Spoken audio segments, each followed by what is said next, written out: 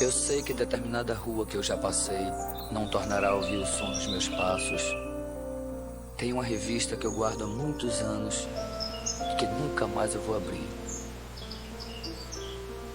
A morte surda caminha ao meu lado e eu não sei em que esquina ela vai me beijar. Com que rosto ela virá? Será que ela vai deixar eu acabar o que eu tenho que fazer?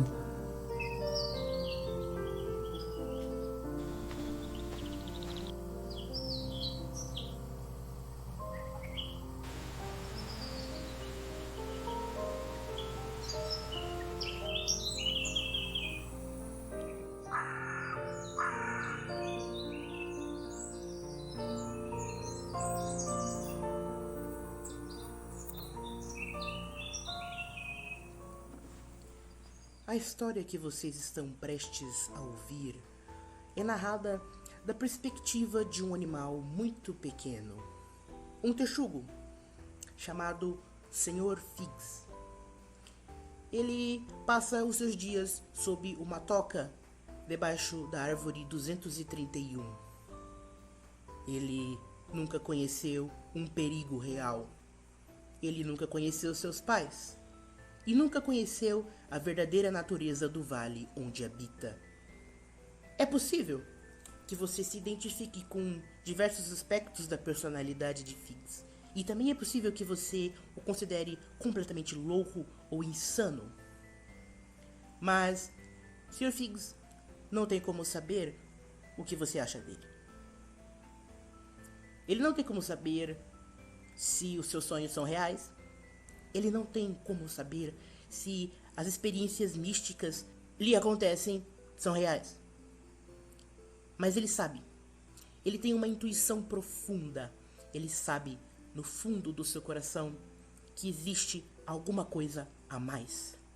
Alguma coisa, algum lado da vida que ainda não se mostrou.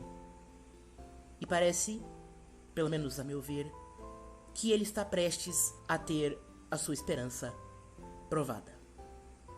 Com vocês, O Vale dos Esquecidos. Capítulo 1, por Joshua Glass.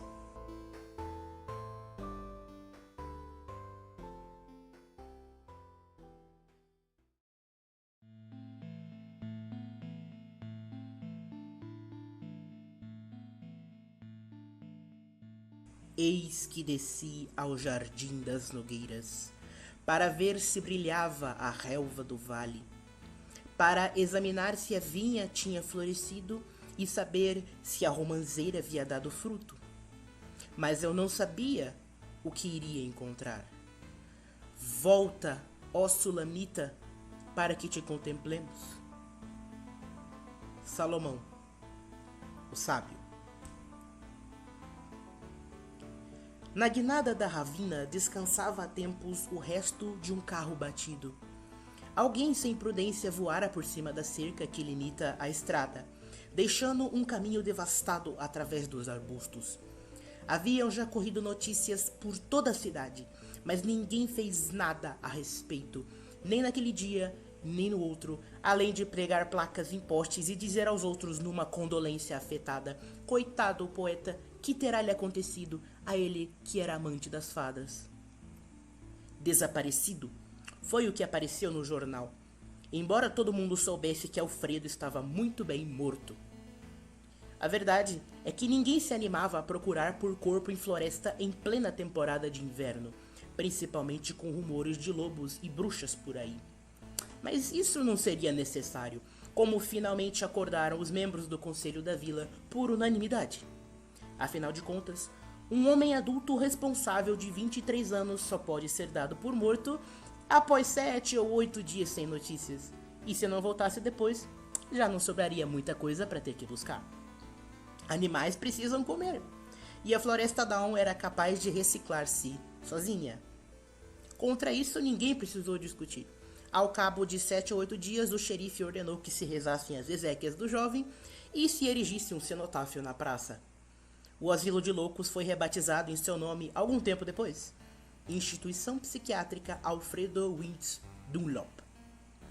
E não passaram nem 5 meses antes que os amigos da vila se esquecessem dele completamente. Em questão de dias, uma bicicleta vermelha com as iniciais desse nome foi parar no ferro velho da vila, logo atrás de um carro batido do mesmo modelo e ano. Se é por ironia do destino ou por coincidência dos tempos, afinal de contas sedãs estavam muito na moda, nós nunca poderemos saber. Eu só sei que, após algumas semanas, um urso pardo entrou lá de noite, remexeu nas coisas do dono e quase terminou baleado, e fugiu para dentro do mato levando a bicicleta consigo. Uma pena. Dunlop amava aquela bicicleta vermelha, e uma vez de brincadeira rezou, pedindo a Deus que o deixasse entrar com ela no céu. Teriam de passar muitos anos antes que alguém se perguntasse o que fazia no vale aquele carro velho e quebrado. Foi num dia cinzento de outono que Figs, o texugo, o viu pela primeira vez. E ele em breve escreveria sobre isso no seu livro diário. Figs considerava a geografia uma matéria empolgante e gostava especialmente de carros, mesmo sem saber o que eram. Ele tinha um mapa do bosque em que estava trabalhando há algum tempo, onde estava escrito no topo: "Esse é o nosso vale adorado, das sébias montanhas, o lar dos animanos e o centro do mundo conhecido." Corujo e os demais anciões referiam-se a essas terras por um nome curto e sem graça: o Vale Azul. Texugo nunca acreditou nisso, porque via claramente com os olhos que a grama era verde. Mas Vale Verde era decididamente pior, e ele estava seriamente pensando em apagar todo o resto e deixar só o vale. Mas depois de ter partido a cabeça sem parir nenhuma ideia, ele terminou desistindo e deixou como estava. No fundo, Texugo nutria um grande medo de que soasse pedante e infantil, mesmo sabendo que ninguém mais leria, e mesmo que tivesse encontrado já um nome perfeito. E o nome perfeito claramente era o Vale dos Esquecidos. Havia, naquele vale, uma coleção intrigante de criaturas. Algumas, como logo nós vemos, são racionais, ou ao menos são capazes do verbo, do rito e do medo, o que, convenhamos, já é mais do que muita gente exercita na vida inteira. Texugo, aliás, Sr. Figs, era um desses jovens que questionam muito sobre tudo, sem jamais falar sobre nada. Ele era um rapaz dedicado, íntegro e de serenidade invejável, mas o seu coração vivia inquieto, sem saber o porquê. Figs ficara extremamente animado há cerca de um mês atrás, quando numa de suas caminhadas noturnas avistou o que pensara ser um humano. Mas quando tentou persegui-lo, um precipício abriu-se a seus pés, e sem saber ao certo um dia, ele acabou seguindo um riacho.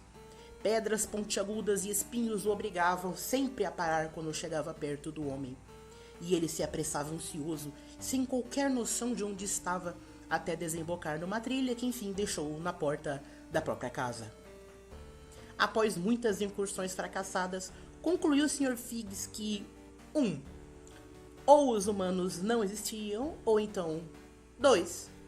Que alguma força grande e misteriosa o fazia perder a chance, todas as vezes. Os outros animanos, era assim que se chamavam no vale, insistentemente alertavam para que Figs não andasse muito longe do brejo. Aqui temos fartura de tudo do que nós precisamos, o bastante para viver e crescer e para guardar na despensa. Não tememos lobos, nem bruxas, nem aranhas, nem cobras venenosas. Mas fora é a casa delas. Toda e cada uma das trilhas para além da clareira é de propriedade do lobo. E quando diziam lobo com L em letra gigante, Texugo compreendia de cara que estavam referindo-se a um lobo em particular. E isso às vezes era o bastante para que ele ficasse amuado, dedicasse tempo ao jardim, reescrevesse o seu relatório sobre as 15 pedras do brejo e enfim parasse à porta de casa, perguntando à deusa da lua se ela o levaria algum dia, ou se o mostraria algum caminho para que escapasse do vale, ou se existiriam mesmo homens, ou se existiria mesmo um mundo além da sebe marrenta. Não adiantava. Depois de algum tempo, e de praxe não muito tempo, o mundo dos homens retornava à mente de Figs.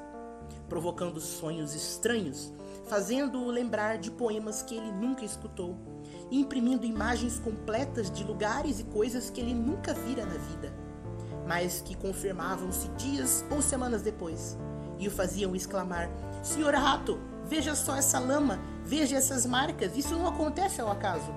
Decididamente, Senhor Rato, isto é uma pegada de carro, eu sei agora, por provas cabais, que existem pneus.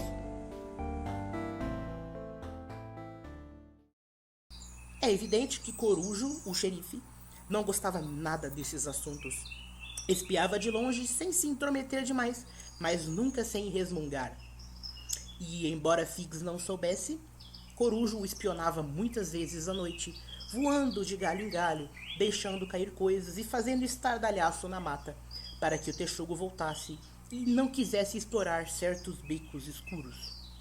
Ele não fazia por mal, mas porque pressentia que o rapaz cedo ou tarde arranjaria problemas. E se tinha esse medo é porque, como eles dizem, corujas nunca se enganam.